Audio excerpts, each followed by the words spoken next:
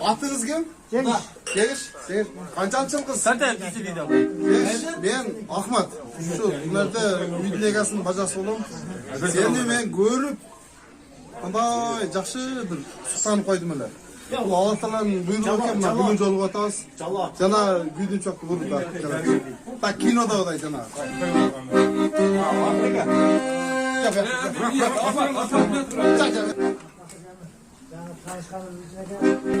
Burada turan iskele gireyim, yaşlar kadar gireyim. Bizga ham ancha ol qo'yadi. Asa kadar kadar ben